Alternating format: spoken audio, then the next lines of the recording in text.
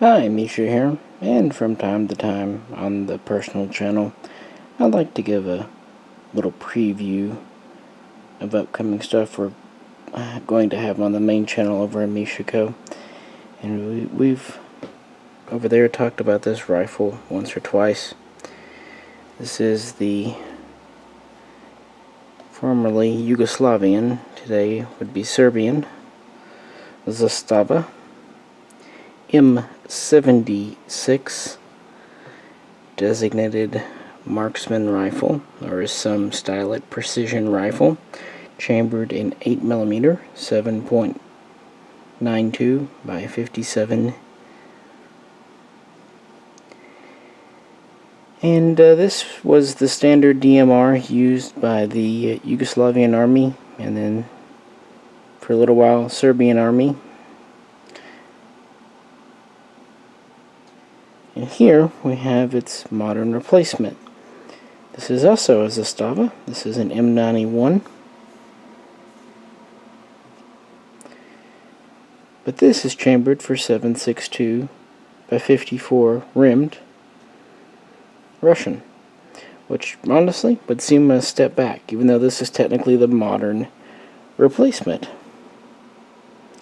They're actually very, very similar guns, except for the caliber change and what that entailed.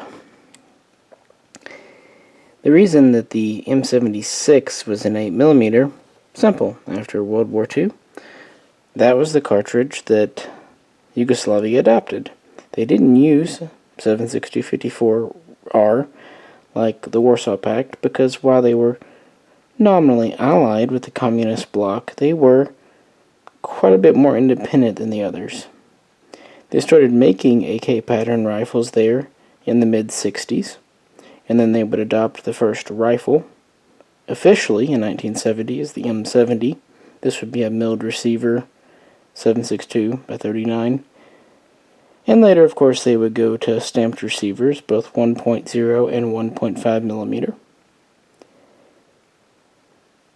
After this, they wanted to make a DMR, and they took the same tactic that Romania did.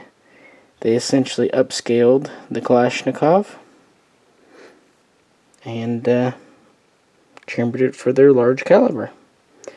And this was their standard issue. Nominally until 1999, but in reality it's actually taken quite a while to phase these out. The idea, dating back to the 1980s, the Yugoslavian army wanted to phase out the 8mm cartridge, which was becoming increasingly non-standard in the rest of the world. Now it's really interesting. They had the M77 B1, which was a battle rifle, select fire rifle, in 7.62 NATO. It's a little interesting they didn't go that route, but instead Zastava began work on the 7.62 54R replacement, and the model we know as M91 was officially created in 1991 and was officially adopted in 1992.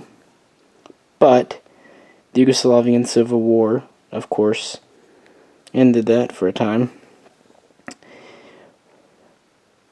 Now reorganized as Serbia and the other states, they picked back up the idea in 1999 with the M21 program, 21st century, in which they wanted to update over 24 pieces of equipment, namely firearms, in the military, including finally getting rid of 8mm and going to 54R, which, again, I do find is a bit of an odd choice, but it's what they did.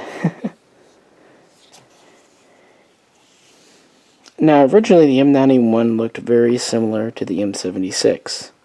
The M76 here is on a milled receiver and had wood furniture. Pistol grip, kind of more or less standard stock.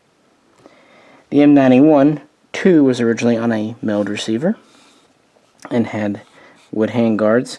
Now it did have a more SVD Dragunov style wooden stock. But as the military became serious about buying them in larger and larger numbers, around 2012, give or take, they went to a newer pattern. They started using synthetic furniture, and they switched from the milled receiver to a 1.5mm stamped receiver with bulged front trunnion. So basically an M70B1, M72B1 style receiver, with the big difference being that they put an extension on the end. The optics, originally for the M76, was a 4x24 copy of a Russian PSO, but the newer model seems to be using a 6x42, although this one came with a Belarusian scope, I believe. But it's the typical style with detaching mount and backup iron sights.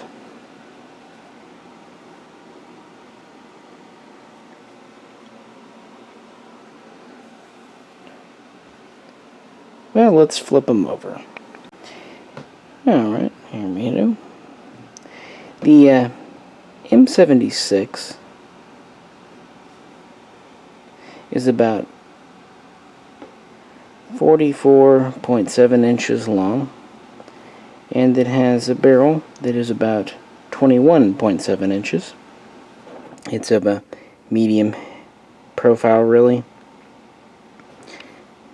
Has a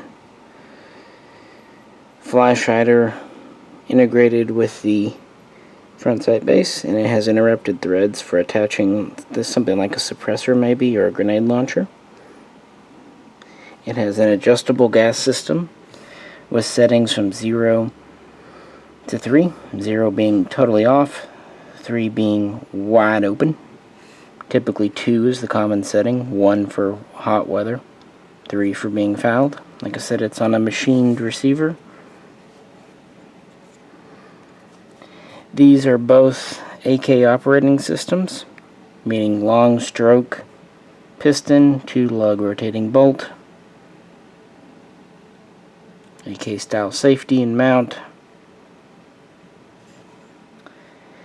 Comparing that to the M91, this is actually longer. It's about 47 inches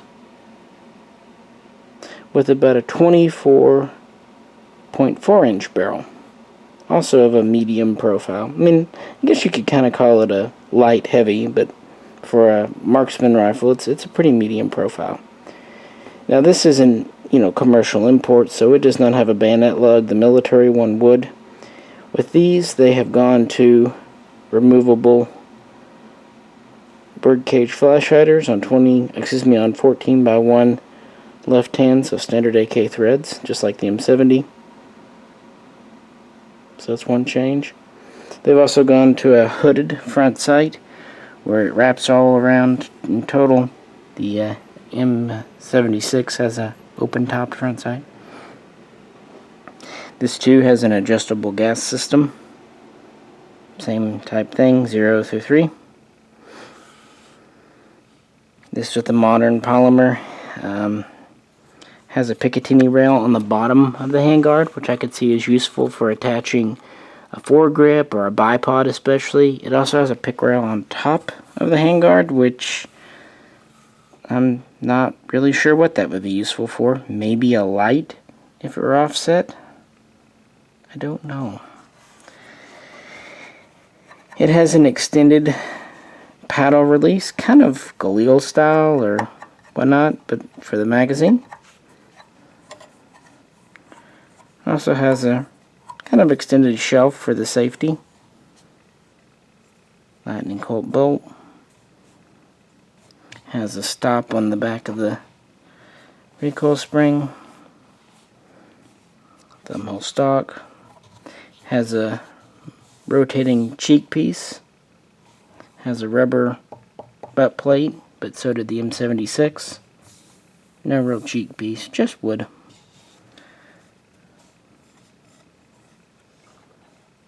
Like I said, this comes with a Belarusian scope, although the military would probably mostly use something more like a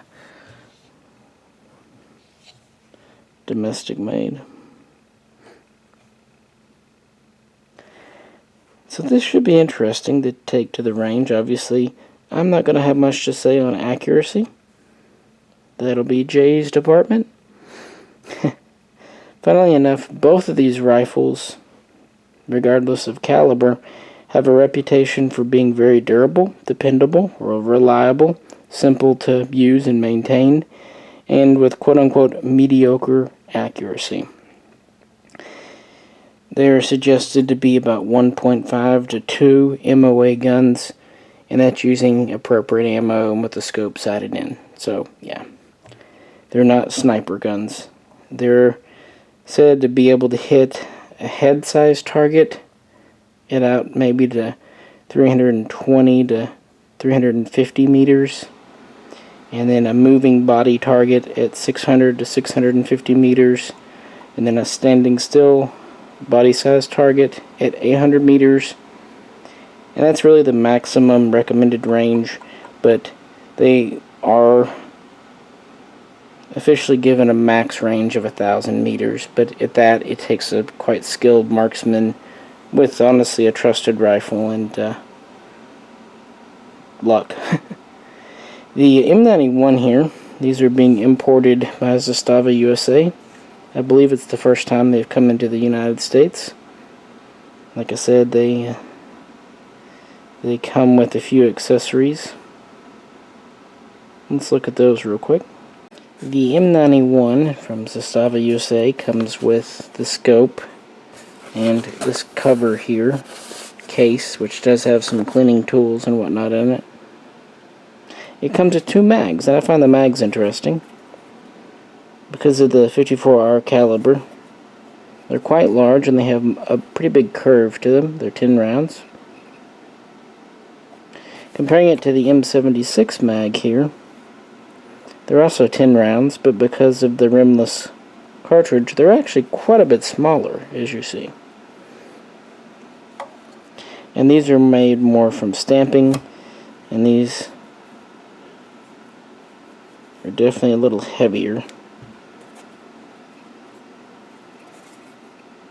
These are somewhat similar to PSL mags, but not interchangeable.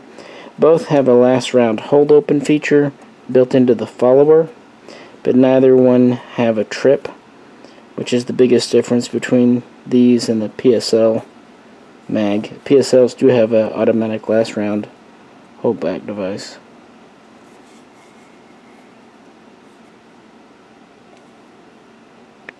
And you also get the sling here. Nothing special, but at least they give you something, I suppose. Century Arms did import a semi-automatic only civilian version of the M77, known as the M77 PS and 308 M6 Tornado, but they were never that popular. This is the first time the 54R has come in. This one up here is an older import. It's actually an original Zastava receiver imported by Mitchell, and then a military kit assembled on it. So this isn't a commercial one. There are some differences. The commercial guns that Mitchell's brought in had more finely finished wood, and they had different markings on the scope and receiver. But it is all Yugo, all Zastava, as is this rifle down here. Since these are semi-only, and since they take 10-round mags, and since they don't have a pistol grip, these are actually okay for import with a couple of minor changes. Deletion of the bayonet lug is one, and as imported, they have a muzzle nut tack welded on, but under it are standard 14x1 left-hand threads. I've actually popped the weld off this one, but need to do a little touch-up bluing where the weld used to be, and then I just put on a birdcage slotted flash hider. So much like the PSLs, they're very close to military issue, but do have to have a few changes for the civilian market, of course including import markings. I just thought it'd be fun to kind of do a sneak peek, give you guys something here. We're eventually, whenever the heat allows, going to take these two out to the range, as well as, of course, the Romanian PSL, which is actually extremely similar to this gun here. Thumbnail stock, 7.62 by 54R, even the heavier dutier receiver. So, very, very similar guns. Even about the same barrel length, come to think on it. Weight-wise, it's a little hard to nail down. The M76 here is about 12 pounds and 6 ounces. The M91, because of the longer barrel though, even though it has a stamped receiver, is not much lighter. It's about 11 pounds, 6 ounces, give or take the exact scope it has on it. So it's not a light rifle. Neither one is, but you would think going from milled to stamped would make a bigger difference. But then again, I guess this is the heavy-duty stamped receiver, so you have to give a little credit there. So yeah, this will be something upcoming sometime this year, but I don't know when. Anyway, if you own an M91, love to hear your own results. I know they're not accuracy queens, but to be honest, I'm blind. I don't care. This is more of something just for fun and for the collection, and reliability is honestly more important to me. And frankly, just kind of boredom. There hasn't been much interesting to talk about this summer. With that, I'll let you go for today. And I'm sure you have, but if you haven't, definitely check out the main channel over at Mishaco for all kinds of fun AK content. With that, this is Misha, and I will catch you very soon next time.